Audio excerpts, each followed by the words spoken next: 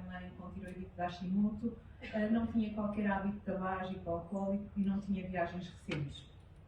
A lesão no objetivo realmente apresentava-se febril, com afetose oral, um rash, adenomegálias difusas, artrite das pequenas articulações e, claro, partiu-se para um estudo analítico e nas análises a destacar realmente uma anemia agravada, uma diminuição dos leucócitos, as plaquetas também estavam diminuídas, tinham proteínas na urina e depois de parâmetros autoimunes, tinham os ANAs que todos conhecemos positivos e um DSNA também positivo. Perante isto, facilmente se concluiu que a doente preenchia os critérios de classificação para lúpus e foi diagnosticada com lúpus. À semelhança desta doente, também muitos de vós já devem ter colocado estas questões. O que é o lúpus? Como é que surgiu? O que é que vai acontecer? Será que algum dia vou melhorar? E isto tudo já foi francamente abordado pela doutora Patrícia. E não é essa a minha mensagem aqui, mas é o ponto de partida para o futuro.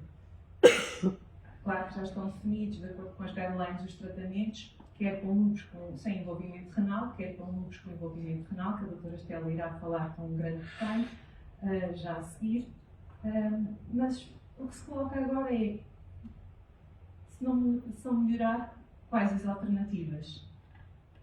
E, portanto, ainda com base naquilo que a doutora Patrícia nos esteve a falar, o plaquinol, o nosso grande amigo e que é a base de qualquer tratamento, há um grupo francês que utiliza esta imagem com muita frequência e que nos diz que o plaquinol é a base de todo o tratamento e funciona, no fundo, como uma jaula para um lobo. E, portanto, o lobo, estando enjaulado, vai ficar mais comedido e não vai atacar tanto. Portanto, é essa a nossa função e é assim que nós temos que ver a função do plaquinol no tratamento da nossa doença, é de controle. Há uns anos atrás, foi feito um estudo em França em que tentavam verificar porque é que os doentes não respondiam à terapêutica e uma das medidas foi dosear o plaquinol. E nesse doseamento de plaquinol, os doentes eram seguidos em consulta, eram medicados e, de facto, quando chegavam à parte do doseamento, o doseamento era sempre negativo. E um dos nossos colegas, com muita franqueza, perguntou aos doentes porque que não tomavam plaquinol, porque de facto o doseamento era sempre negativo e vinham às consultas recorrentemente. E a resposta foi, nós gostamos muito do doutor e portanto não é essa a nossa função, é importante que os doentes gostem, simpatizem connosco, que haja uma boa relação médico-doente, mas não é, o mais importante é que essa relação permita que haja o cumprimento da terapêutica, para que tudo funcione e para que haja uma resposta adequada. E, portanto, para isso é preciso saber quais as consequências dos tratamentos, conhecer muito bem a doença, antecipar os problemas e ter essa ligação com o médico que permite uma resposta adequada. E, portanto, não é simplesmente colocarmos a máscara em frente ao televisor para nos protegermos do Covid. É simplesmente, SARS-CoV-2, é simplesmente percebermos que a máscara existe nos momentos de posição e o que é que nós podemos fazer para nos protegermos.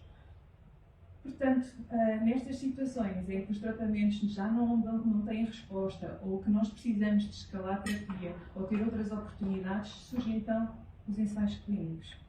O que é o ensaio clínico? E pediram-me para falar sobre isto um bocadinho de uma forma muito simples. O que é, que tipos existem, como é que quais são as vantagens, quais são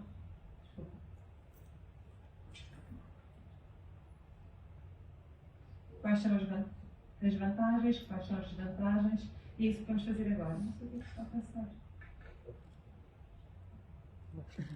Portanto, o ensaio clínico é um estudo científico, que é baseado numa resposta a uma pergunta que já foi desenvolvida previamente. Portanto, é toda a base científica. Está difícil. Toda a base científica já teve anos de estudo. Portanto, implica um conjunto de procedimentos que levam a um desenvolvimento de um medicamento e, no fundo, o ensaio permite avaliar não só a segurança, mas a eficácia desse mesmo medicamento. Permite encontrar, no fundo, novas e melhores medidas de prevenir e de tratar, de diagnosticar e de controlar os sinais e sintomas da doença. E outra coisa não menos importante, que tivemos a falar aqui, na comunicação anterior, permite melhorar a qualidade de vida, que é tão importante nos doentes com lúpus.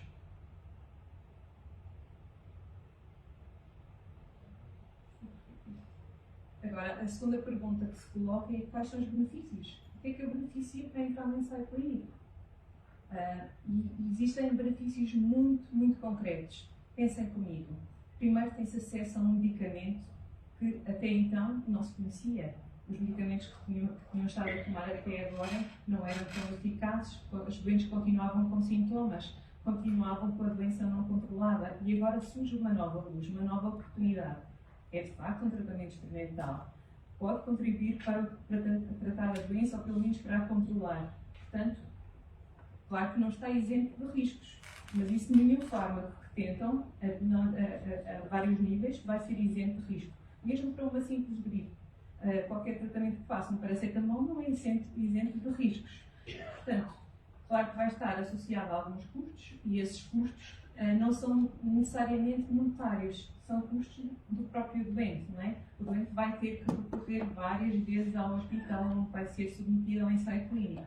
Tem vários procedimentos, tem vários exames complementares de diagnóstico, vai ter que responder a vários questionários, sejam eles de qualidade de vida ou de avaliação da própria doença. Não é remunerado, mas tem alguma comparticipação em termos destas locações, portanto, ou da alimentação, ou até alguma perda do rendimento inerente à ida à consulta. Quais são os riscos associados? Isto já falámos um bocadinho agora mesmo atrás. Claro que nenhum medicamento está isento de efeitos adversos. Alguns são conhecidos, outros não são conhecidos, desconhecem-se e também desconhecemos muitas vezes o nível de severidade para cada um dos doentes que temos à frente. Um medicamento, mas o medicamento só começa a ser testado quando já se conhece alguma coisa do seu fármaco e, portanto, só a esse nível já temos alguma informação, algum perfil de segurança para podermos avançar. E outra coisa que é importante dizer é que o próprio efeito adverso vai variar consoante o medicamento, consoante a patologia e consoante as comorbilidades do doente. E por isso é que há algumas limitações à admissão nestes ensaios clínicos. E depois falar um bocadinho sobre quais são as fases de desenvolvimento do ensaio clínico. O ensaio clínico não surge, vamos fazer um ensaio clínico. O ensaio clínico tem fases bastante estruturadas, bem delimitadas, e que permitem a segurança que esse ensaio vai funcionar. Pode não ter os melhores resultados, mas nós não sabemos à partida se os resultados vão ser favoráveis ou não. Portanto, de facto, existe uma fase pré-clínica que é muito importante e por isso é que a investigação de translação é tão importante, porque nos vai dar informações que são fundamentais para desenvolver novos medicamentos, conhecer melhor a doença. Portanto, esta fase pré-clínica é a fase em que são desenvolvidas várias experiências laboratoriais que vão permitir conhecer melhor a doença, identificar marcadores e, a partir daí, desenvolver novas estratégias. Geralmente, os ensaios clínicos passam por 4 grandes fases clínicas até serem aprovados. E estamos a falar não de 2 anos antes de iniciar uma fase 1. Estamos a falar de alguns estudos que vão até 10 anos antes de se iniciar esse ensaio clínico. E com custos associados na ordem dos 3 bilhões na maioria dos ensaios. Depois passamos por uma fase 1, que tem um número restrito de participantes, 20 a 100 participantes, que no fundo nos vai permitir, através deste estudo, testar um novo medicamento, um novo fármaco, num grupo reduzido de voluntários, que geralmente são saudáveis, e que nos vai permitir conhecer um bocadinho o comportamento do fármaco, quando é administrado em seres humanos. Numa fase 2, o número de doentes envolvidos vai aumentar. Aqui já vamos ter voluntários com doença, e também vai permitir, mais uma vez, detalhar o perfil de segurança do medicamento. Na fase 3, já temos até 1000 doentes envolvidos. Nesta fase, vai-nos permitir comparar novos medicamentos com medicamentos pré-existentes e aí começar a identificar alguns efeitos secundários inerentes ao tratamento. E, por fim, em fase 4, o medicamento já é bastante conhecido, já há provas que têm alguma eficácia e vai ser então utilizado em doentes que têm critérios bem definidos. Então, como é que vamos definir a aprovação de um novo fármaco para um ensaio clínico? Portanto, a literatura é muito extensa, mas resume-se praticamente numa definição de um objetivo primário, secundário, terciário, e isso é o mais importante. No lúpus é muito difícil reportar doentes para ensaios clínicos. Nos últimos 10 anos, no Reino Unido, houve um único ensaio ensaio clínico a determinar o recrutamento de acordo com aquilo que era previsto. E existem muitos fatores que já vamos falar a seguir que dificultam este recrutamento. E por isso é que estas sessões em que falamos um bocadinho sobre ensaios clínicos é importante, não só para conhecer, para mostrar um bocadinho como é que se processa todo este corrente de fases de ensaio clínico, também para desmistificar os riscos inerentes, ou graves riscos inerentes aos ensaios clínicos, e dar um bocadinho uma porta de oportunidade quando qualquer um dos vossos médicos vos der proposta para poderem participar no ensaio clínico. Depois há algo que é muito importante, que é estabelecer, e sem o qual não é feito um ensaio clínico, um protocolo de ensaio clínico. Esse protocolo muitas vezes, ou na maioria dos casos, é publicado, para de forma a ficar seguro que não há variações em relação ao protocolo original. E que, de acordo com esse protocolo, devem ser feitas as análises de viabilidade do ensaio clínico ou não. E, portanto, na literatura dizem-se que é preciso 5 R's e 5 C's para definir um bom ensaio clínico. Portanto, ou para que corra tudo bem no ensaio clínico. Ter o paciente certo, por isso é right patient, ter a droga ou o medicamento certo, na dose certa, no tempo certo e com a documentação certa. Portanto, a exigência é sempre ao máximo. E para isso é preciso haver uma grande coordenação, uma grande colaboração, comunicação, controle e compliance. Sempre a adesão à terapêutica, garantir que o doente faz a toma, que percebe o que é que está a acontecer, quais são os riscos, antecipa problemas. Muitas vezes é difícil definir um objetivo porque não existe propriamente um marcador em lupus que nos permita monitorizar o ensaio clínico. E por isso é que é muito difícil dizer se aquele ensaio vai ter todo o sucesso e se é fantástico para uma pessoa ou não. E também há outro desafio agora que cada vez mais falamos no lupus, que é a terapêutica direcionada. E por isso é que têm sido feitos muitos estudos de transcriptomas de forma a identificar os marcadores que são mais viáveis e por inteligência artificial tentar utilizar a terapêutica que é dirigida. Daí que os ensaios clínicos nas últimas fases tenham multiplicado de forma a tentar encontrar o maior número de moléculas que possam ser utilizadas no futuro e julgo que com esse intuito. Aquele doente que tem aquelas características vai beneficiar daquele medicamento. Isto não é utopia, eu acho que nos próximos 5 anos nós vamos ter uma terapêutica cada vez mais direcionada e com maior sucesso. Mas, por enquanto, nós temos que cumprir objetivos de ensaios clínicos. E para cumprir os objetivos de ensaios clínicos, nós para já utilizamos os scores de atividade da doença. Existem vários scores que até já são utilizados nas consultas, nomeadamente o SLEDAI da SCAPA, mas o SLENA SLEDAI e o BLAIC 2004. Portanto, são os marcadores que nós usamos para definir a atividade da doença. Não vamos detalhar isto, porque isto são parâmetros que cada clínico vai utilizar. E com estes scores nós podemos calcular índices de resposta e é baseado nisso que se pode definir se um fármaco teve ou não a resposta num determinado doente. Existem também aquela que se chama a definição de remissão. A remissão e consoante a remissão também pode ser um dos objetivos do ensaio. Portanto, uma forma muito sucinta são os scores de atividade, os scores de índice de remissão e depois ainda temos os questionários de qualidade de vida que nunca podem ser desprezados. Todos os doentes em ensaio clínico preenchem pelo menos um dos tipos de questionários de qualidade de vida que muitas vezes podem ser um bocadinho morosos, sobretudo em termos de número de perguntas, e os doentes acabam por se cansar um bocadinho a preencher aqueles questionários de qualidade de vida, mas que são muito informativos e que podem ajudar muitos doentes no futuro. Além dos scores de qualidade de vida, depois temos outros marcadores que podem ser utilizados, nomeadamente o dsDNA, a diminuição do complemento, a diminuição da corticoterapia utilizada ao longo do ensaio clínico, até os níveis de proteinúria, e cada grupo de investigadores vai utilizar os marcadores que acredita serem mais favoráveis, tendo em conta a molécula que foi escolhida. E como disse, a ideia é termos no futuro uma terapêutica direcionada para cada um, mas o mais importante é que todos são convidados e portanto, todos podem participar num ou noutro ensaio.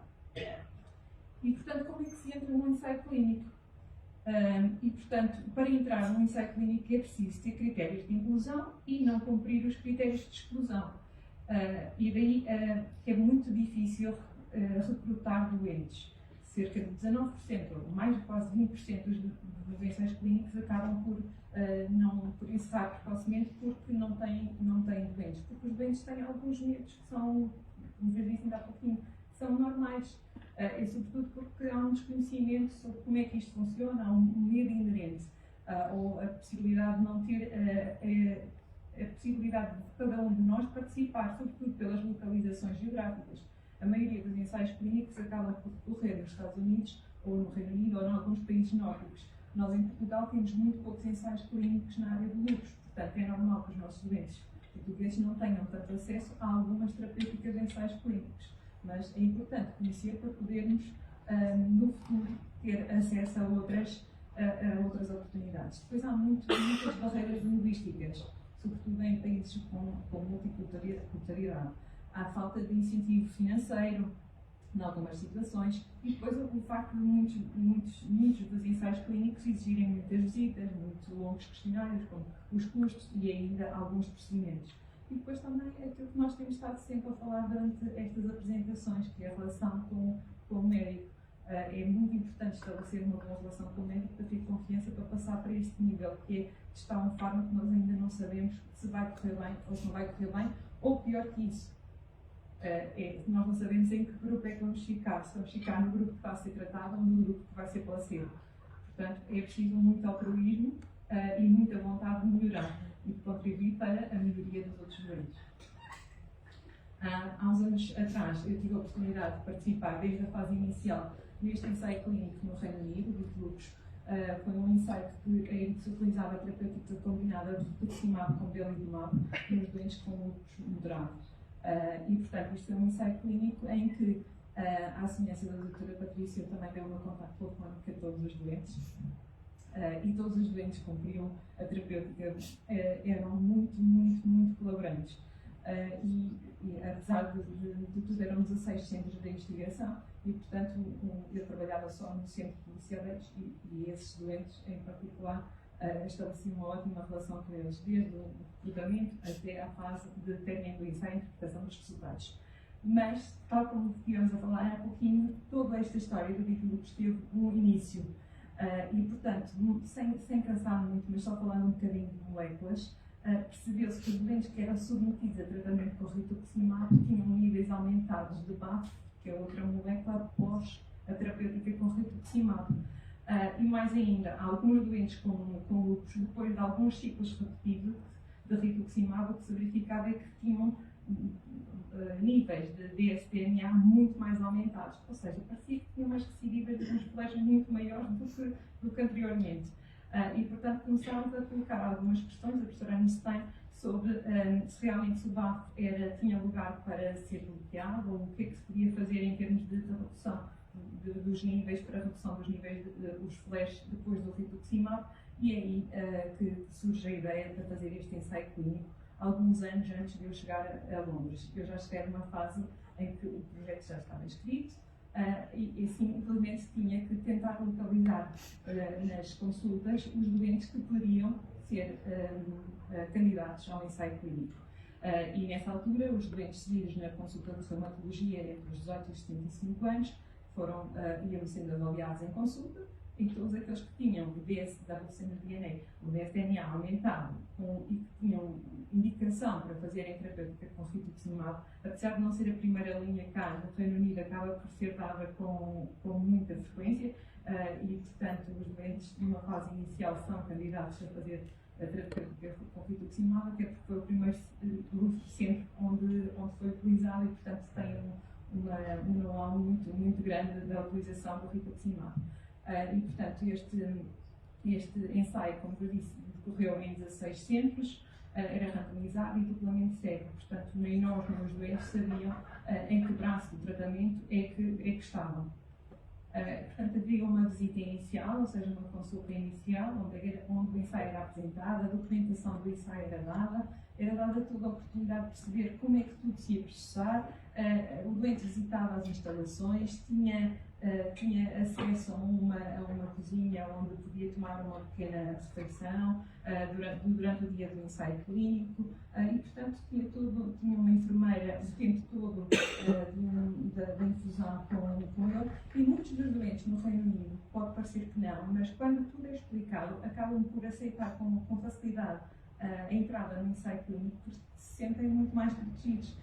Porque, de facto, nem sempre é fácil rever os doentes em consulta muito frequentemente. Conseguimos a cada 2 meses, 3 meses rever um doente em consulta e aqui não tínhamos consultas todos os meses, muitas vezes de 15 em 15 dias e, portanto, o doente sentia-se perfeitamente acompanhado, além de que tinha o telemóvel do médico, podia contactar sempre que quisesse. E digo sempre que quisesse porque era mesmo sempre que quisesse.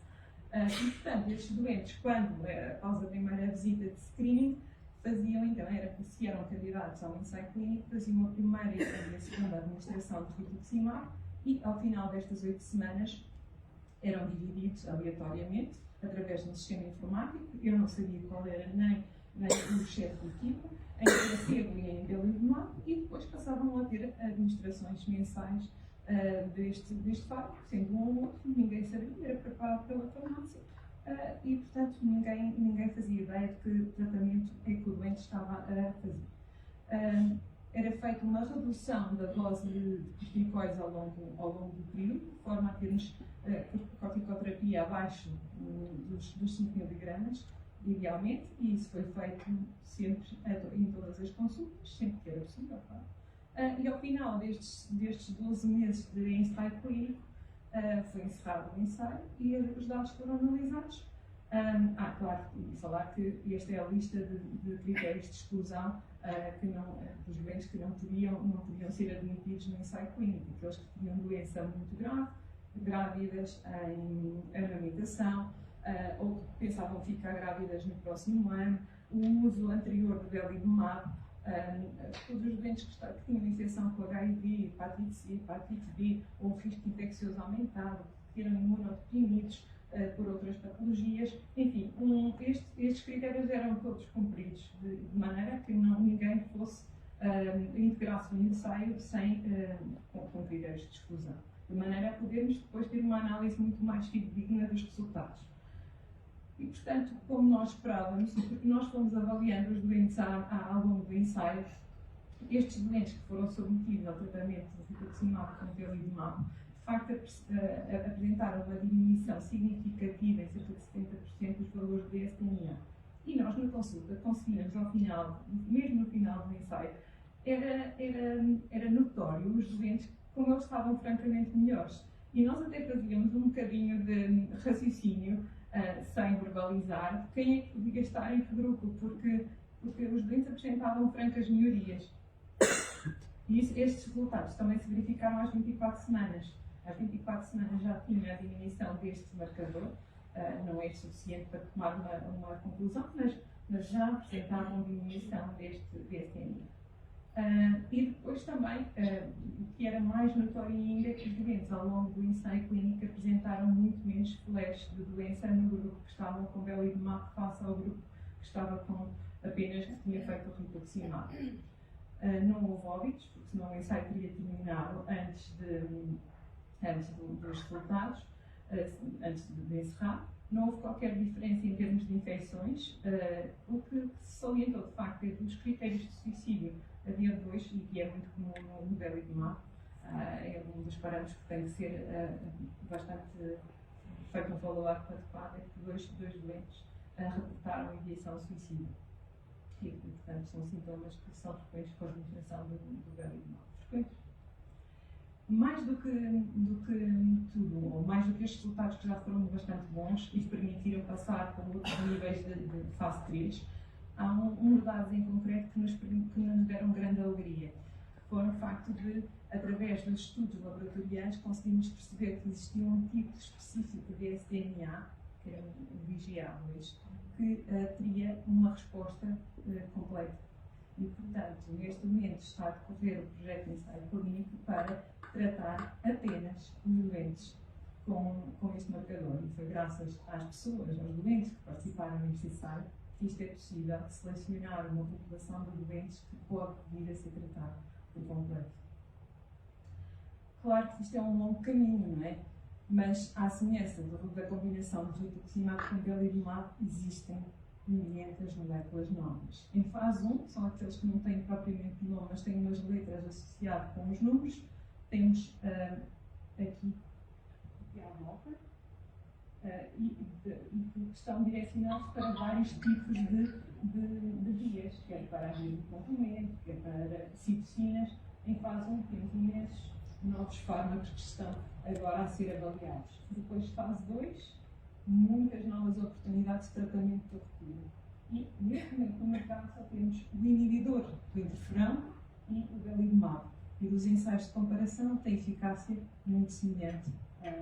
E, portanto, continuam em curso ainda alguns estudos em fase 3, com o belimumab e com o inibidor do interferão, inclusivamente em sentamento.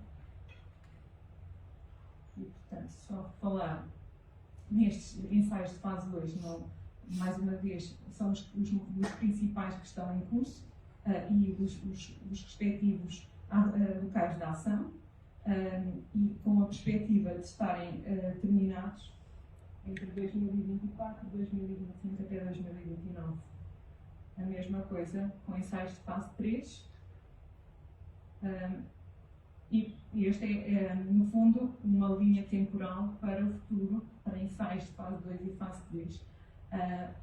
Aqui há uma linha que é a única que eu tenho para as CAR T-cells, que a doutora Patrícia já falou, mas que nós tivemos uma sessão agora muito recente no Santa Maria, das nossas jornadas de medicina interna, onde tivemos o professor Eisenberg, que esteve-nos a falar sobre a experiência das CAR T-cells nos países nórdicos com muito sucesso, e apresentou os dados que a doutora Patrícia nos falou, e também do recrutamento de doentes que está a ter início também no CLH, com uma expectativa de grande sucesso a muito curto prazo. Por enquanto, fico nestes ensaios que estão agora em curso. Vamos ter muitas respostas. Acredito que vamos ter respostas para tratamentos mais direcionados até 2030. E, portanto, quanto à última pergunta, se não melhorar, quais as alternativas? A minha resposta é não.